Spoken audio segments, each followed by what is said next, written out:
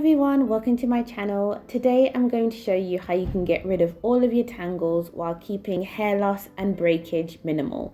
Yes, so this is how much hair I lost during the whole detangling process today, including hair from my brush as well. If you're thinking it looks like a lot, please bear in mind that my hair is long and hasn't been washed or detangled for 2 weeks. So there will be a lot of shed hairs that have come out naturally as well. I would say this is a very minimal amount of hair for me to lose during the wash day, so I thought it would be nice to show you my techniques and share some tips with you as well. So make sure that you stay for the whole video because there's going to be a lot of valuable information. The best thing about this technique is you should be able to detangle your whole head of hair in under an hour. The first thing I want to mention is that this is a deep detangling session, as in it's extremely thorough. The majority of the time I would recommend that you use your fingers exclusively, as they are the gentlest tools that we have. They are, in my opinion, the best way to ensure maximum length retention and therefore growth. However, once in a while you may need to get a more thorough session in if you're installing a protective style, or if you've worn your hair out a lot recently and maybe your tangles are more severe. As for me, I'm doing this because I'm about to install mini twists into my hair, so this is why I'm here in my pajamas today, as it's truly going to be an all-day affair. So the first thing you want to do is shampoo your hair.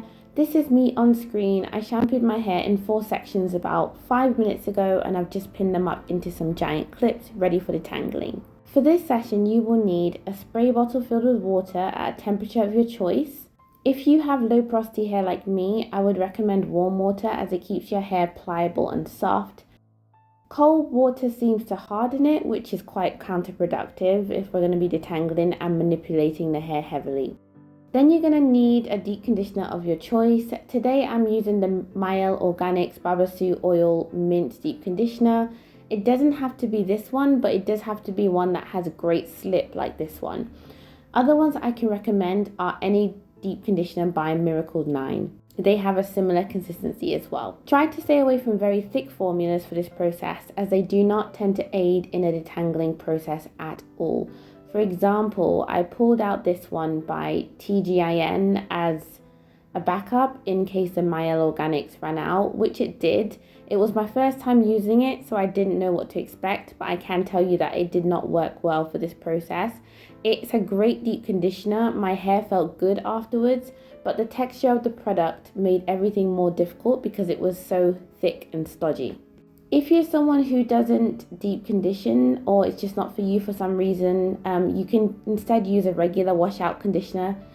Again, you're going to want to use something that is more watery / slippery and has liquid-like consistency. I like to use the deep conditioner because I never wash without deep conditioning, and skipping straight to this step helps me kill 2 birds with 1 stone. I can detangle my hair, and when it's done, I just have to pin it up for the deep conditioner to do its thing.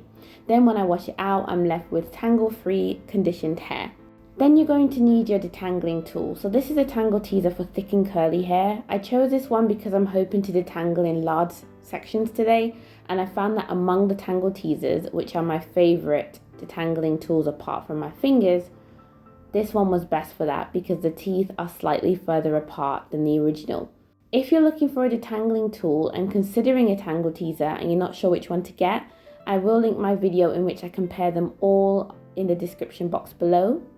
If you prefer a comb or another brush, that's fine too. Just choose one that is gentle, as you can still utilize the upcoming techniques. Also, all of the tools and deep conditioners will be linked in the description box. So let's get started with the detangling. So first, you want to take your hair down and spritz it with water. You want your hair to be as wet as possible, as it will help both your fingers and the brush to glide through it. If your hair is too dry, the tangles tend to snag more and cause breakage, which we definitely do not want. Next, you want to apply the deep conditioner very generously through your hair. Make sure to part your hair and really get in there, not just over the top layer. Once your hair is completely saturated in the conditioner, we're going to begin the finger detangling process. Here are 2 different finger detangling methods that you can use. The first is the finger comb. You're using your fingers as a comb and raking through your hair gently. The difference between your fingers and an actual comb is that with your fingers, you can feel for any tangles instead of ripping through them. If you do feel any tangles, we're going to go ahead and use the second technique, which is basically just pulling the hair apart to get rid of them, rather than plowing straight through them like a comb would do. So this is how you retain your length while you're detangling, and I'll put a slow-mo on screen now. This is me noticing a tangle, and this is me separating it gently. I'll leave this on screen a little bit longer so you can really see the process.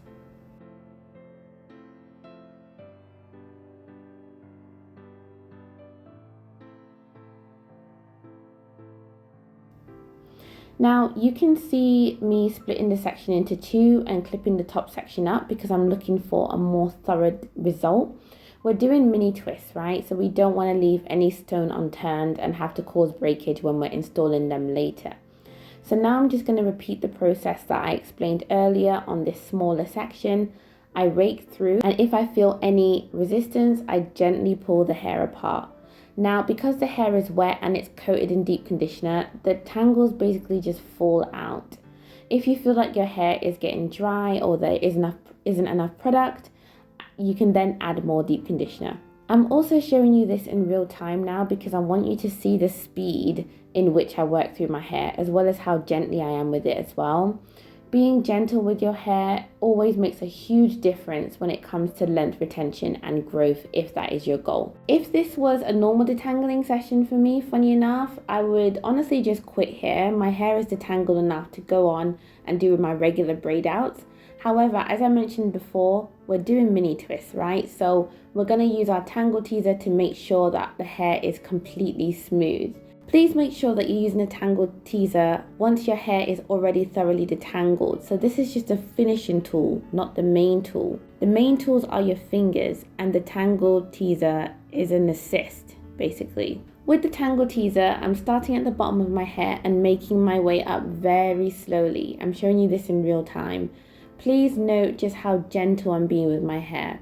The brush just glides through because the section has already been detangled, but it's just getting the final knots out.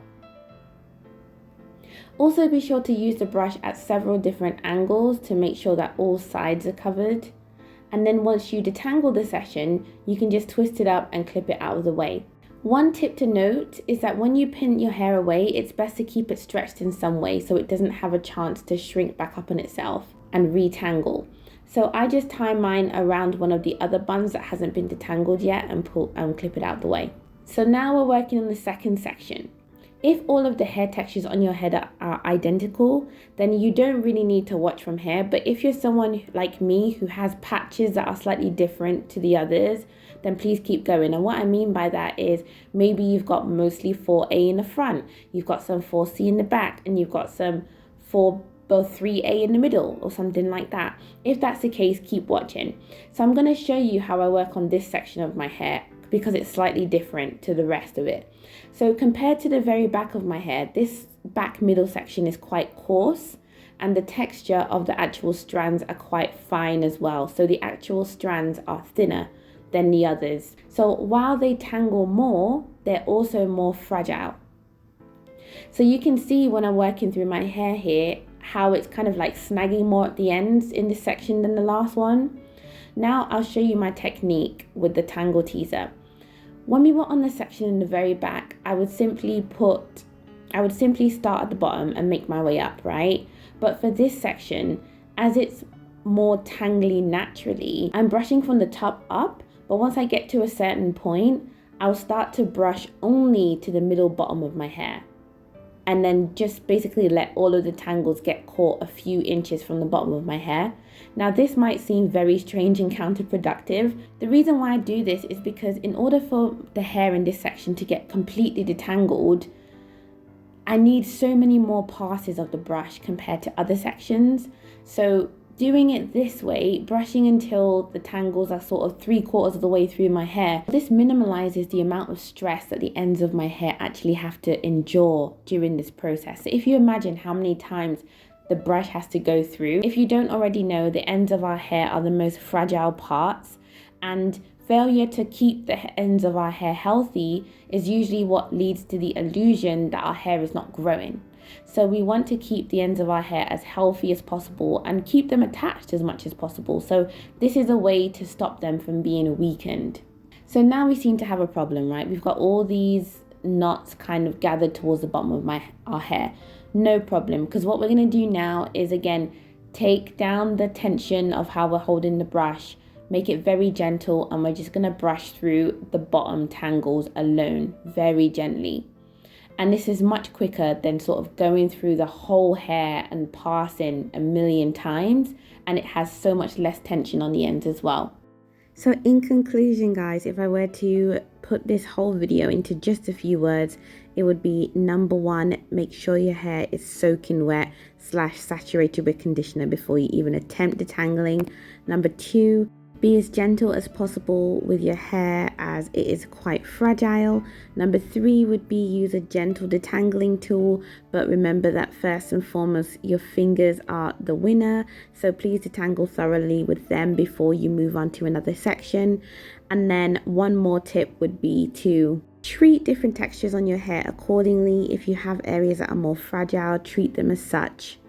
I hope this video was interesting, and I hope you learned something and maybe take some things on board that you can then use to adapt in your detangling sessions. I would love to know in the comments below how you detangle, what your process is. Is it similar to mine? Is it very different? If so, why? I do read all the comments, and though it takes me a while, I do reply to most of them. So please let me know down below. If you haven't already watched it, I do have what we call a secret unlisted video, and it's on 5 reasons why your hair is not growing, and it just might be the key you need to take your hair to the next level. I'll leave the link to this video in the description box below, and if you have any other questions, please let me know. Other than that, thank you so much for hanging out with me today, and I'll see you in the next one. Bye!